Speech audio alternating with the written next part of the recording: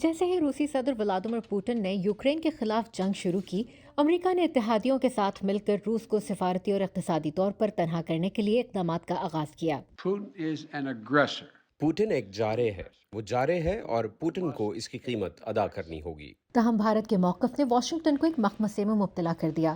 نئی دہلی نے امن کی اپیل تو کی، لیکن اقوام متحدہ کی قراردادوں پر ووٹنگ سے گریز کیا، جن میں روس کی مذمت کی گئی تھی، جو بھارت کو سب سے زیادہ ہتھیار فراہم کرنے والا ملک ہے۔ نئی دہلی نے مزید روسی تیل بھی خریدا۔ ہمارے خیال سے یہ ضروری ہے کہ تمام ممالک، خاص طور پر جو بااثر ہیں، پوٹن پر جنگ ختم کرنے کے لیے دباؤ ڈالیں۔ لیکن دنیا کے تیل کے تیسرے بڑے صارف بھارت نے دلیل دی کہ اسے مسلسل بڑھتی ہوئی ضروریات کے لیے سستے تیل کی ضرورت ہے۔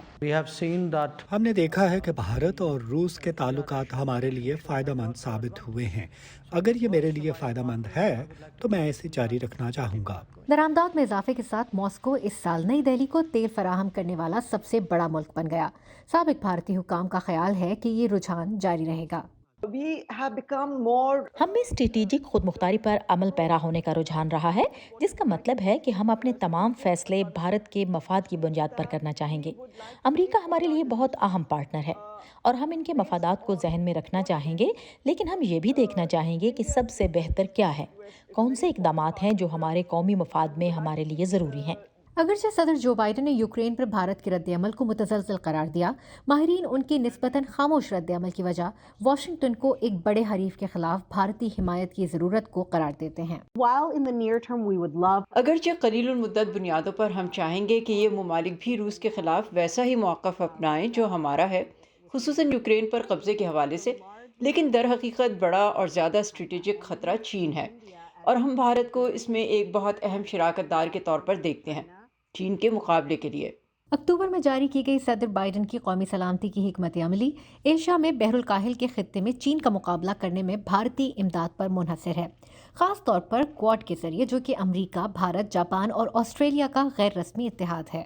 تو ہم واقعی اس تنظیم کا حصہ بننا چاہیں گے جو چین کے جارحانہ رویے کو روکنے میں مدد دے گی اور جو کسی حد تک بھارت کی مخالفت میں بھی ہے۔ لیکن چین امریکہ کے بعد بھارت کا دوسرا بڑا تجارتی پارٹنر بھی ہے، اور بھارت بیجنگ کی زیر قیادت شنگھائی تعاون تنظیم کا حصہ ہے۔ پھر بھی پاکستان کے چین کے ساتھ گہرے تعلقات اور بھارت کے ساتھ سرحدی تنازعات ایسی وجوہات ہیں کہ بیجنگ کے بڑھتے ہوئے عزائم کو روکنے کے لیے نئی دہلی واشنگٹن کے ساتھ تعاون کرے۔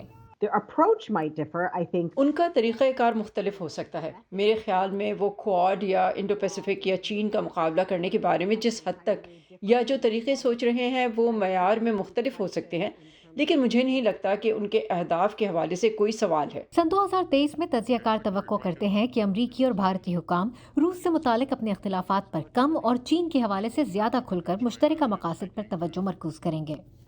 سارا زمان کے ساتھ ندا سمیر، وائس آف امریکہ۔